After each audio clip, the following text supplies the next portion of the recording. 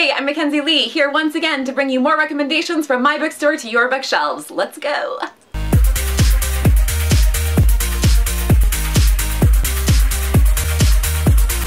It's Pride Month! Yay! It's June, we are celebrating all the letters in the quilt bag and everybody and what makes you unique and what makes you awesome, because the things that make you unique are the things that make you awesome. So if you missed it, I did a video recommending books featuring intersex, asexual, questioning, and non-binary protagonists. Ooh, that was really hard to remember. I am back and I'm talking about the other letters in the quilt bag and recommending some of my favorite queer YA books that feature protagonists that identify that way.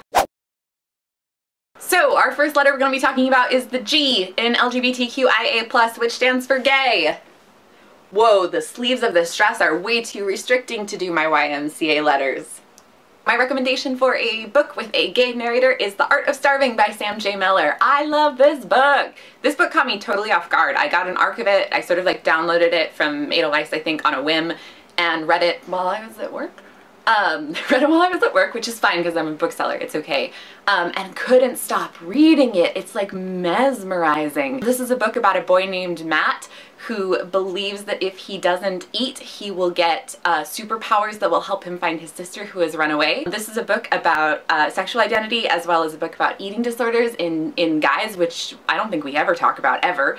It's also just like a really weird, surreal kind of, you don't know what's real and what's not, and those are sort of my favorite kind of books. So that would be The Art of Starving by Sam J. Miller. Two more books I recommend with gay narrators. One is True Letters from a Fictional Life by Kenneth Logan, which is fan-freaking-tastic, and I've talked about it before on a video somewhere back on this channel. I don't understand why everybody isn't obsessed with this book, especially fans of Love, Simon. It's great. The second book is Anger is a Gift by Mark Oshiro, which just came out and is about a gay black boy in California dealing with sexuality and police brutality and violence against minorities, and is just sort of like the most diverse and inclusive book you will ever read.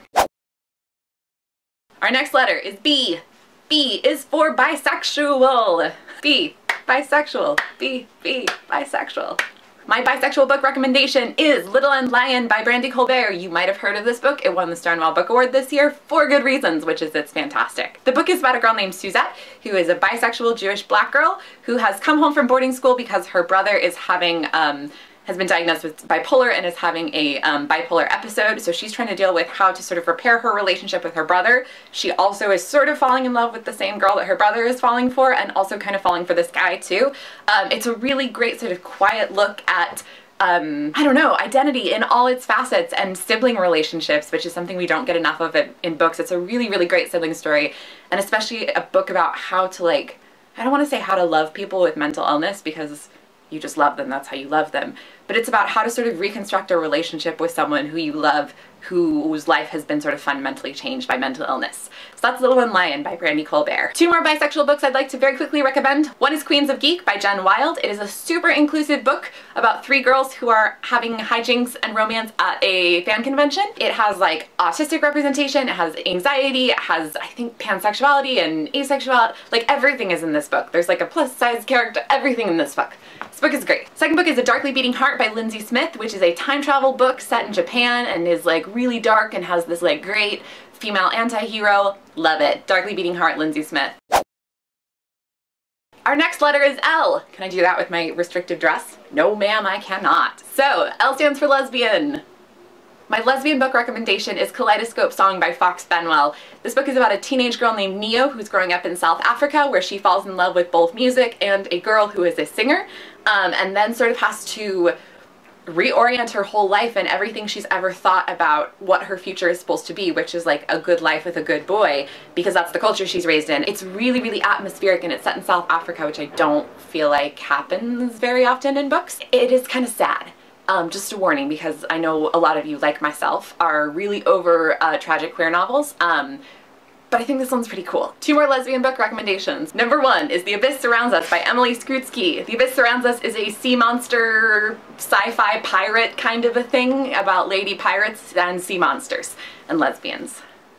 Book number two is Our Own Private Universe by Robin Talley. Everything Robin Talley writes is pretty queer. This one I really super love though, because it's sort of pitched as like Forever by Judy Blume, except for lesbians. So it's really like the most sort of frank, sex positive queer book I've ever read. It has like a on-page queer sex scene between two women and talks about things like protection and pleasure and all these things that we talk about for hetero couples but not for teenage queer couples. So this book is really awesome. Our Own Private Universe by Robin Talley. Last letter that we are talking about in the LGBTQIA+ spectrum. By no means is this a definitive list of all the ways you can identify, all the ways protagonists can identify, anything like that. This is just as many things as I can squish into a video. Our last letter we're going to be talking about is T for transgender. Transgender book recommendation is Dreadnought by April Daniels. Dreadnought is so cool! Like, it's like The Incredibles in that it's sort of like meta superhero fiction, but has like a trans character as the lead. So it's about a trans girl named Danny who has not come out to her parents, is still kind of in the closet with gender identity stuff, when the world's most powerful superhero, Dreadnought, dies in front of her and then transfers all his power to her. And part of this power is that she then instantly becomes the like most perfect version of herself, which involves being in a female body. So it's really cool because like this is a book with a trans character that doesn't talk about transitioning, which, to be fair, books that talk about transitioning are really important, but also I know there are a lot of trans readers out there who are ready to be heroes of stories that aren't just about their identity. This book is not. This book is like meta superhero fiction. It's super action-packed and interesting and like has good commentary on like both society and also like superhero society and superhero politics and what our world would look like if superheroes were a real thing in it. And it's just great. Like, it's a really fun book. That's Dreadnought by April Daniels. Two more quick ones. Number one is If I Was Your Girl by Meredith Russo. If you want to read a book about transitioning, which is super important and a super great conversation to be having, this is the one to read. It's written by a trans author. A lot of the books that are out there about transitioning are not, so this is like A+. And it's also just like really positive and affirming and takes a lot of our like teen contemporary tropes and gives them to a trans character, which nobody else does. Number two is The Unintentional Time Traveler by Everett Maroon. This book is, I think it's like self-published or small press published or something, so it's a little bit tricky to find, but if you can find it, it's a time travel book with a trans main character and about epilepsy and the 1920s, and it's really cool. Alright, that is the end of my Pride Month recommendations. I squished as many books as I could into these two videos, but I know I missed some, and I know I missed some letters on the quilt bag spectrum. So, if you have books to recommend to me, leave them in comments. If you have book recommendations that you would like me to make, like if you want to read a book about a demisexual character and you didn't see that in my videos because I didn't talk about it, like let me know and I'd be happy to recommend more books to you. Also, you can always find me on Instagram and Twitter at the Mackenzi Lee. Don't forget to subscribe to Epic Reads on YouTube for more great videos like this. See you next time.